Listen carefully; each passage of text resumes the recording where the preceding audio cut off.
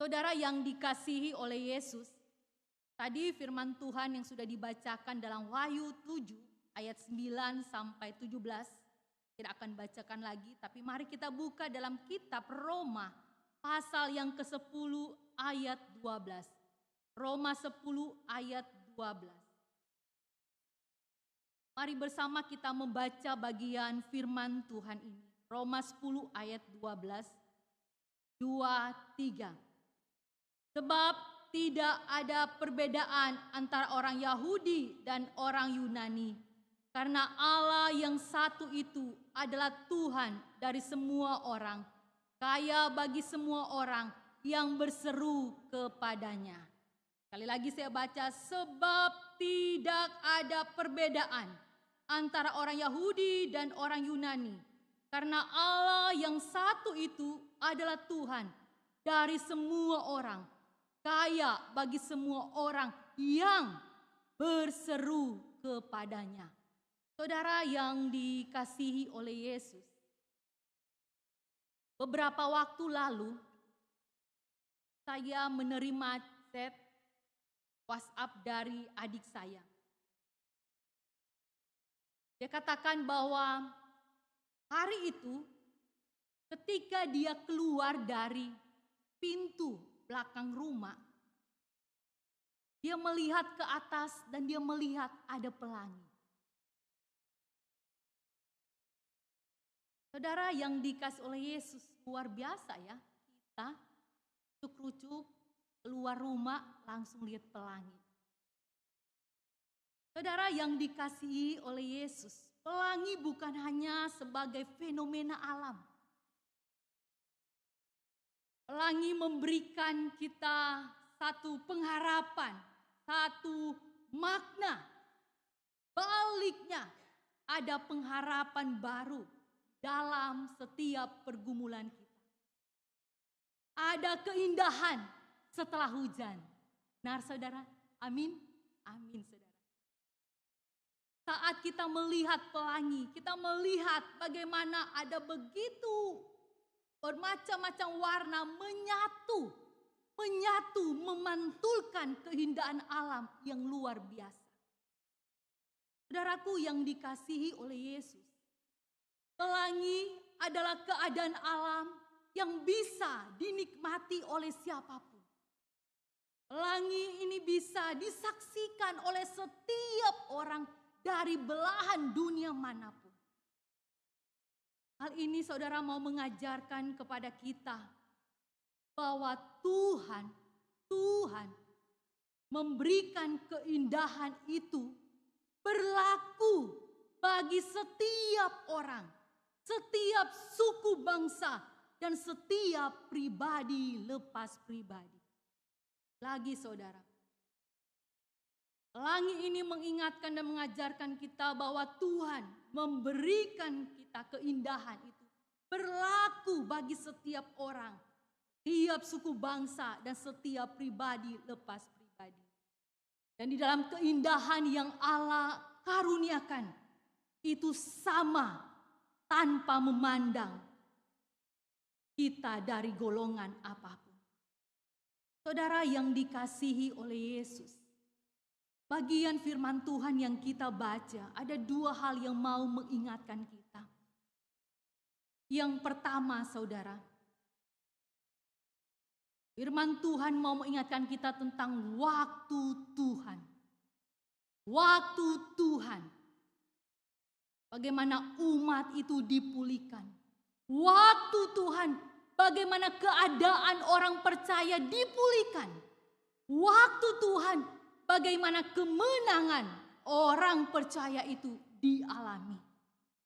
Saudara yang dikasihi oleh Yesus, kalau kita melihat latar belakang kitab Wahyu ini, bagian firman ini ditulis pada masa ketika orang Kristen, orang percaya mengalami penganiayaan yang hebat. Dan kemungkinan besar ini dari pemerintahan Romawi yang membuat mereka takut dan ragu. Yohanes mendapat penglihatan ini untuk menghibur dan menguatkan orang-orang percaya mengingatkan mereka akan janji dan kemenangan akhir Allah, serta mendorong mereka untuk tetap setia sampai akhir. Dan saudara, Wahyu 7, di mana Yohanes di dalam penglihatannya ia melihat pemandangan di surga, suatu pemandangan yang besar, pemandangan yang agung, pemandangan yang mulia, diperlihatkan Allah kepada Yohanes. Saudaraku yang dikasihi oleh Yesus, jelas sekali di dalam bagian firman Tuhan ayat 9 dikatakan apa? Ada suatu kumpulan besar, orang banyak yang tidak dapat terhitung banyaknya. Saudara, ini menggambarkan sejumlah orang yang sangat besar dari seluruh dunia. Dan ini menunjukkan betapa luasnya karya penyelamatan Allah. Saudara yang dikasihi oleh Yesus, ngapain orang percaya ngumpul, saudara? Apakah mereka sedang berpesta? Tidak. Mereka sedang belanja bersama-sama? Tidak. Orang percaya ngumpul, sedang bergosip? Tidak, saudara. Alkitab berkata bahwa mereka kumpul dari segala suku bangsa, berdiri di hadapan takhta, hadapan Anak Domba. Saudara yang dikasihi oleh Yesus, penglihatan Yohanes ini menunjukkan tentang penggenapan janji Allah. Bagaimana keselamatan untuk segala bangsa, kaum dan bahasa. Dan penggenapan ini bagaimana umat Tuhan suatu saat nanti akan tinggal bersama dengan Allah. Tidak ada kesakitan dan tidak ada duka cita. Firman Tuhan yang kita baca dalam Wahyu 7 ayat 17 dikatakan apa? Tidak ada lagi air mata. Saudara yang dikasihi oleh Yesus, apa yang mau disampaikan oleh firman Tuhan? Ini menjadi berita pengharapan kita. Bahwa ada waktunya Tuhan. Meskipun kita orang percaya menghadapi kesukaran, menghadapi penderitaan di dunia ini, ingatlah akan datang waktu Tuhan. Bagaimana keadaan kita dipulihkan oleh Tuhan. Dan bagaimana kemenangan kita bersama-sama orang percaya yang lain untuk kita alami. Saudara yang dikasihi oleh Yesus, fakta Alkitab sekali lagi dari perjanjian lama sampai perjanjian baru mencatat bagaimana pengikut Yesus Kristus di masa lalu mereka juga tidak lepas dari penganiayaan dan penderitaan. Di zaman PL kita melihat ada orang-orang yang tetap setia kepada Tuhan sekalipun dalam penderitaan. Dan salah satunya yang kita kenal adalah Ayub. Di dalam kehilangan dan kesakitannya, Ayub tetap setia kepada Tuhan. Di zaman perjanjian baru, kita melihat bagaimana para murid Rasul juga mengalami pergumulan, penderitaan dan penolakan. Tapi saudara, penderitaan dan penolakan tidak membuat mereka kecewa dan tawar hati kepada Tuhan. Sebaliknya itu semakin membuat mereka gigih untuk semakin setia kepada Tuhan, menyuarakan kebenaran Tuhan. Saudara yang dikasihi oleh Yesus, apa yang membuat dari zaman PL sampai perjanjian baru, anak-anak Tuhan begitu gigih bertahan di dalam iman mereka. Bertahan di dalam penderitaan, mereka tetap percaya kepada Tuhan. Saudara, kuncinya satu, saudara. Karena mereka memandang kepada salib Kristus. Salib Kristus yang menguatkan mereka. Mereka hidup hari lepas hari di dalam iman percaya mereka kepada Tuhan. Iman mereka kepada Kristus itu membuat mereka kuat menghadapi segala pergumulan dan pencobaan yang ada. Bahkan tantangan yang menimpa mereka. Bahkan sekalipun nyawa mereka. Mereka tetap bertahan di dalam iman mereka. Saudara yang dikasihi oleh Yesus. zaman PL dan PB sudah dibuktikan bagaimana anak-anak Tuhan, orang-orang yang percaya, yang mengikut Tuhan, mereka setia sekalipun ada di dalam pergumulan. Kenapa saudara? Karena mereka percaya akan datang waktunya. Bagaimana segala air mata itu akan dihapus. Akan datang waktunya penderitaan dan segala kesusahan di bumi ini sudah lenyap dari kehidupan mereka. Saudara yang dikasihi oleh Tuhan, mari setiap kita lewat pembacaan firman Tuhan, kita diingatkan untuk kita tetap setia berpegang kepada Tuhan. Apapun pergumulan yang sedang kita alami, apapun situasi yang sedang terjadi di sekitar kita. Saudaraku yang dikasih oleh Yesus, yang kedua saudara, apa yang Tuhan janjikan yang bisa kita belajar dari bagian firman Tuhan ini. Saudara yang kedua saudara, waktu Tuhan bukan hanya mau mengingatkan kita, ada waktunya dia pulihkan kita. Ada waktunya kemenangan itu kita alami. Tetapi ada waktunya Tuhan bagaimana mengatakan Tuhan mau menyatukan umatnya. Menyatukan umatnya untuk apa saudara? Untuk memuji dan menyembah Allah. Tujuan umat Allah dikumpulkan, disatukan. Hanya satu, bagaimana mereka memuji dan menyembah Allah. Kristus Yesus menjadi sentral dari penyembahan yang ada.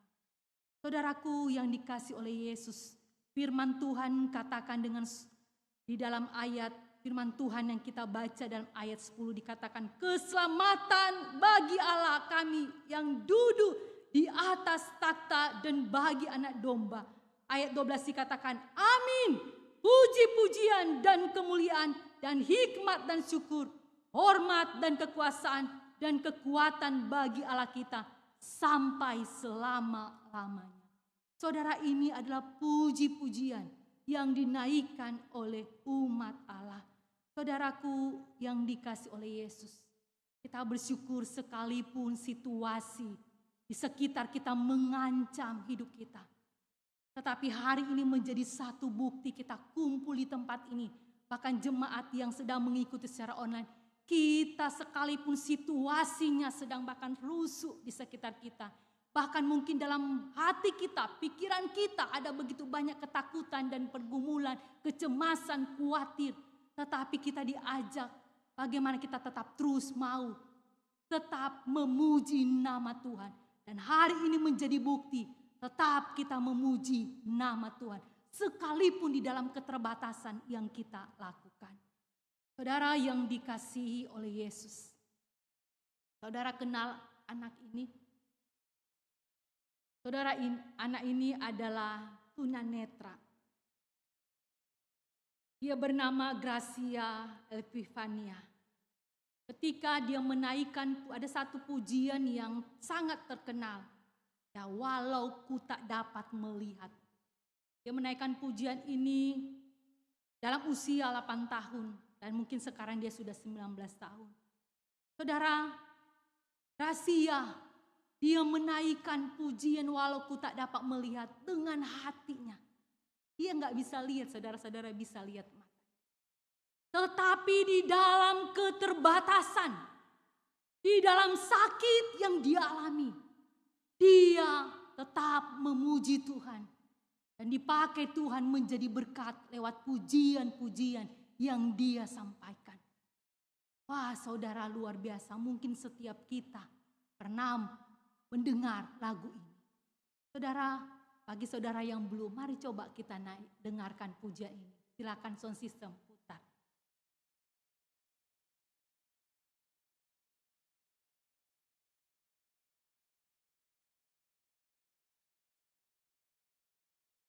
Silakan. Pujian ini mengingatkan bahwa walau ku tak dapat melihat, namun ku tetap percaya. Silakan ditayangkan videonya.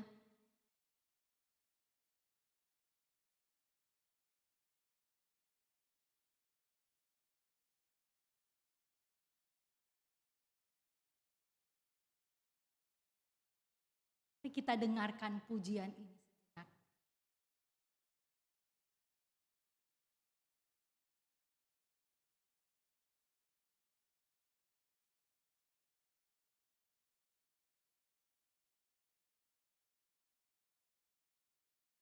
Tolong suaranya.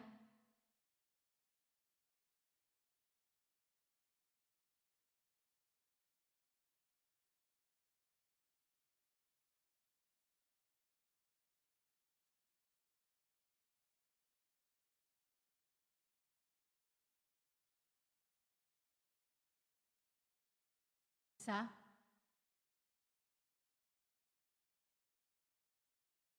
Bapak, Ibu, serta saudara yang dikasih oleh Yesus. Lagu ini mau mengingatkan kita. Kita nggak pernah tahu hari esok kita. Baik secara pribadi. Bahkan situasi bangsa kita ini. Kita nggak bisa lihat apa yang akan terjadi. Apakah kita akan baik-baik saja? Apakah situasi bangsa kita akan aman? Kita nggak tahu berapa lama masalah yang sedang terjadi di bangsa ini akan terus terjadi berlarut-larut. Dan kita tidak tahu bagaimana pemerintah menyikapi, menenangkan situasi yang ada. Bahkan kita pun masing-masing di dalam pergumulan kita. Kita tidak tahu, kita tidak bisa melihat ke depan. Sesuatu yang tidak pasti. Tetapi saudara, firman Tuhan selalu mengingatkan kita. Mari kita tetap percaya kepada Tuhan. Kita tetap mengandalkan Tuhan. Karena Dia satu-satunya penolong kita. Saudara, pujian tadi sebelum firman Tuhan mengingatkan kita, ketenangan itu kita hanya bisa dapatkan dari siapa? Dari Yesus.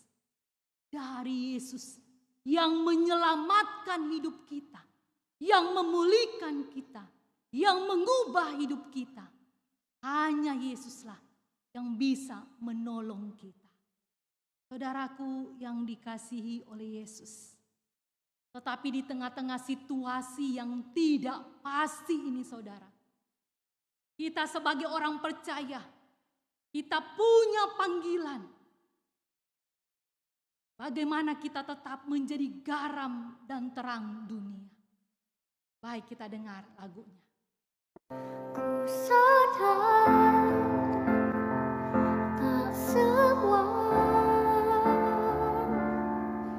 dapat aku miliki di dalam hidupku, hatiku percaya rancanganmu bagiku adalah yang terbaik. Walau ku tak dapat Kita tidak bisa melihat saudara hari esok kita. semua rencana Bahkan 1 jam di depan kita. Kita nggak bisa lihat. namun hatiku tetap memandang padamu.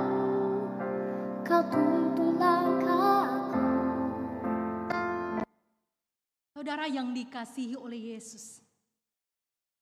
Firman Tuhan mengingatkan kita meskipun di dalam keadaan sulit, penuh dengan pergumulan, kita dipanggil untuk tetap berdoa, bukan hanya berdoa, tetap bagaimana kita tetap memuji Tuhan. Bahkan saat tekanan itu datang, kita dipanggil untuk tetap memuji Tuhan. Bahkan di dalam air mata sekalipun kita dipanggil untuk memuji Tuhan. Dan itulah yang dilakukan oleh para rasul.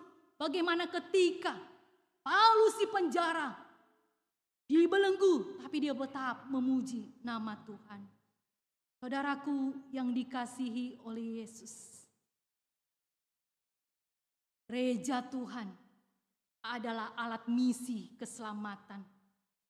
Perpanjangan tangan Allah. Bagaimana keselamatan itu kita bawa bagi orang yang belum percaya. Keselamatan itu bagi orang yang hidup di dalam kegelapan. Kita gereja perlu merangkul semua golongan. Bagaimana kita bisa membuka diri, menjangkau dan menyambut semua orang tanpa kita melihat mereka dari suku apapun, dari latar belakang apapun. Kita gereja dipanggil untuk menjangkau mereka. Saudara yang dikasih oleh Yesus, betapa indahnya bagaimana umat Tuhan bersatu dari berbagai golongan orang, dari berbagai latar belakang suku bangsa. Kita bersatu menyembah Allah yang hidup, Allah yang menyelamatkan kita di dalam Kristus Yesus. Saudara yang dikasihi oleh Yesus, di tengah-tengah kondisi dunia bangsa yang tidak menentu, bahkan di tengah-tengah pergumulan kita, mari bersama sebagai umat Allah kita ingat misi Allah bagi manusia, yaitu membawa terang keselamatan. Bagaimana segala bangsa, suku dan kaum dan bahasa bisa berdiri di hadapan takhta Anak Domba Allah untuk memuji dan menyembah Allah.